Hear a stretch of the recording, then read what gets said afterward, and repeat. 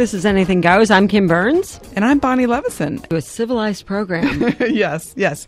You can all turn your radios back on, but we're actually really excited. We want to welcome incredible architect and designer Paul Haigh, who is with us right now in the studio. Hi, Paul. It's a pleasure to be here. We're so happy. And we hear a little bit of an accent? A little bit.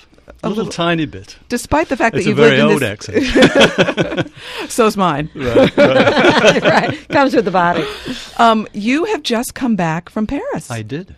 And so before we even launch into all sorts of stuff, I want to hear about Paris. What was going on in Paris? Paris, for me, this time was a wonderful opportunity. I was working with the Musée des Arts Decoratif, which is part of the Louvre, and a collaboration with one of my clients in the States, which is the Corning Museum of Glass. And we did an installation of something called the GlassLab, which is an outdoor experimental design workshop for architects and designers to explore glass design in front of the public. So it's not for the public to participate. It's they not get for to the public watch to participate. They get to watch, and they get to see well-known architects and designers develop ideas right in front of them. Now, is this it looks sort of like a tent of glass, and it was stationed outside of the Louvre. And how many hours a day did you do this? and right in front of the pyramid, right? It was on the Tuileries, which is the lawns that connect the pyramid through down to the L'Orangerie, which is the main part of the palace, of the original palace of the Louvre. We were there from 9 in the morning until about 6 o'clock in the evening. Various sessions, usually lasting about 2 hours. And what type of artists did you have, Paul? So this time, the way the structure of the GlassLab works is that the Corning Museum of Glass provide expert glass makers. They come with the installation, and then this time was the majority of the artists were French-based, Parisian-based artists. Some that tend to be on the, I would say, the artistic side of glassmaking. Some who were architects who were more interested in exploring some design-related issues. So now, Corning Glass is an American company, correct? Corning Museum of Glass is a subsidiary of Corning Incorporated, which is the American industrial company. And everybody knows the Corning Incorporated products because they invented Gorilla Glass, which is in every iPhone or every flat-screen TV. Actually, I didn't know that. It's called Gorilla, it's called Gorilla Glass, as in because it's almost because you can't break it. Yeah. Yes. Wow. And there's a famous story in the book about Steve Jobs and how he'd really invented the iPhone at Apple, but they hadn't found a solution for the front glass face of the iPhone, and called the research at Corning and said, "Do you have anything that can help me out here?" And they'd invented it in 1946. Wow. And they pulled it off the shelves, and in about 6 months had it up to production. And then that's speed. when they had my 5-year-old twins come in and tried to break it. Yeah. Didn't succeed. And then that's when it went mass market, just so in case anybody was interested in that's incredible. Well, you are an award-winning architect, and somewhere along the way you found glass. I did. Mainly through actually my architecture work. I had designed in the early 90s the Steuben glass retail store on Madison Avenue, and through that association began some initial glass designs, and that was really the lead to having a relationship with the Corning Museum of Glass. Steuben glass obviously is no longer with us, but was made in Corning, New York, as part of the Corning Museum of Glass. Now, have you done the actual application of creating the glass, or are you the designer behind the glass? I'm the designer behind the glass. I have actually, attempted to do that, but like most fine arts glass makers, they probably apprentice for I'd say 6-7 years before they have a level of skill where they can really be competent at developing new designs. So it's quite a high skill level that goes into glassmaking.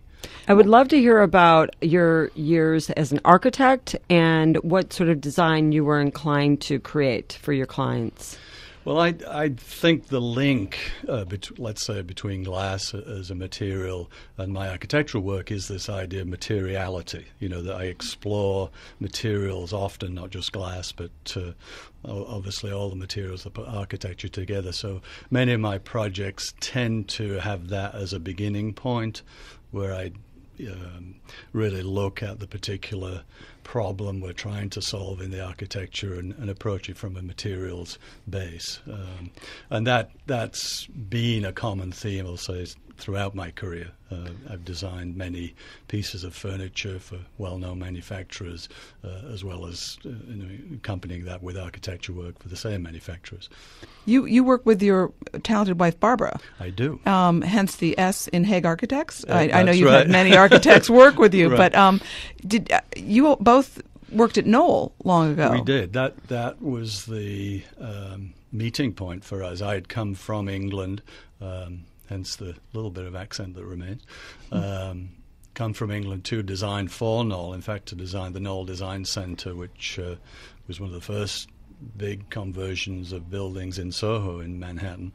And Barbara had studied at Pratt Institute, was working for Knoll in project management, and as she likes to say, she was my project manager when I came from England, and the stayed rest on. is history.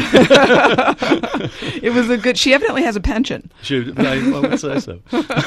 So what about young architects coming up? Do they have the same opportunities that you had? How has the industry changed? I don't know about opportunities. I think it's a very different education today to the one I received. I think it's much more focused between being, small firms, small individual type firms, or very large firms. It's very difficult to be in the middle as an architecture practice. It's cyclical, it's based on economies, how, if the economy goes down, we often say we're the first to go, but we're the first to come back when it becomes active again within the economy. So there are many firms, for instance, would say 90% of all the work is done by about 10% of the firms that exist, and the other 10% is done by the rest. So it's a big stretch between small firms and big firms. Would you say that is the same for residential and commercial? I think in residential it's different. It tends to be the smaller firms in relationship with local builders and local developers. It's much more of a personal relationship with a client than perhaps I have with my clients, who tend to be larger scale, institutional scale. So I think that there's a different level of relationship. Well, you teach a lot now all over the world. Yeah. You just came back from I know you've been going to France every year. I go to the Vitra Design Museum, which is based in. It's really based in Basel, but it's the leading design museum in Europe. And I started teaching their summer design workshops about 15 years ago. I designed the Vitra factory in the U.S., which was how I came to know them, which was down in Allentown. And they had begun these summer design workshops where it's probably 15 to 20 people come on the course. They have different themes every year. And I wish you'd do one in Greenwich. I wish I could, but the actual workshops take place in southwest France near Bordeaux. What a shame. It's terrible. Under horrid conditions, I'm sure. Nasty, horrible conditions.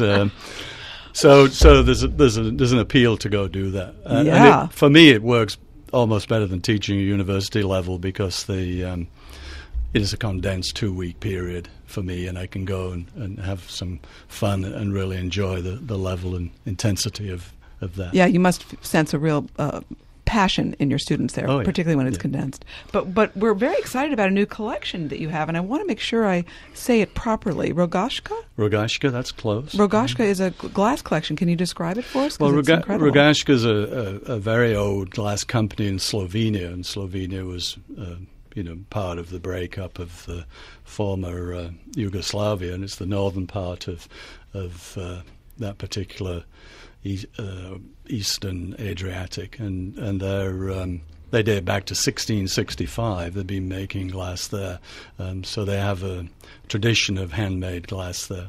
And we've just done 2 collections, one called Drape and one called Droplet, and they're based on an exploration of glass making around this sort of rather ephemeral notion of frozen moments in time. The idea of what the fluidity of glass can bring to a particular bowl or plate. Well, because the sphere type art that you've created here looks as though there's water on it. Right. They're no just water. gorgeous. Outstanding. It's just crystal. It's just crystal. Now, does this company produce things that I would buy, like Absolutely. a wine glass? Oh, absolutely. They do. Yeah, they're one of the largest signature brands, I think, the marketing I don't see term is. them that often. They don't market in the U.S. under the Rogaska name. These are the first collections under their own name. Interesting. But they make under signature brands for Baccarat and Oh, for well, no wonder. all these Okay. other. Okay. So this is exciting at a number of levels. One, it's a worldwide introduction of these products, and it's also really the first U.S. Introduction under the Rogaska name. And I hear we're going to get to see them in our very town. I believe so. I believe Hoagland's of Greenwich on Greenwich Avenue will carry them. They will be available at the some of the major retailers, Neiman Marcus, Bloomingdale's. And I was asking you earlier, now, are these limited in number, or how does that work, Paul, when you produce this beautiful collection? Well, they're signed editions, so each piece is signed. And Yeah, each because piece- if anybody could see the pictures of these, they are works of art. This is Right. not just a Yeah, glass I'd plate. You encourage need to them understand go on, and see to go this. on either our website at haigharchitects.com or go on the Gary's of Beverly Hills website, which is The featured. Drape collection, it looks like you're looking at glass fabric and that it's moving. And then the Droplet collection, it looks like water has just been spilled onto the table. beautiful It's platter. incredible. Yeah.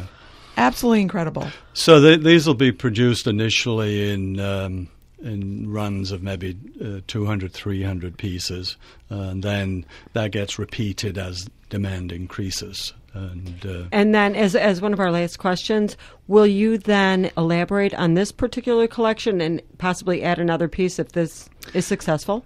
Absolutely, yeah. I think we've already worked on the next 2 or 3 series for them, so that's currently in development, and that will come online through the next, probably by the springtime collections. Wonderful. And this is fantastic. Do you have? Is it wind, fabric? We've got water. What turns What's you on? next? And what's next? Bricks. Bricks. I could do that. Oh, You that's think so? fantastic. Well, thank you, Paul Haigh. Thank you, Paul. Thank And you. everybody's got to go see this at Hoagland's, the Rogaska collection. It is absolutely stunning, and we're honored to have Haigh Architects right here in Greenwich. Thank you for coming. Pleasure Thank you, being Paul. here. Okay, Kim, it has been a great day. Bob, thank you so much. Thanks, Bob. Audience out there, thank you so much. Until next week. Until next week, this is Anything Goes with Kim and Bonnie on 1490 WGCH.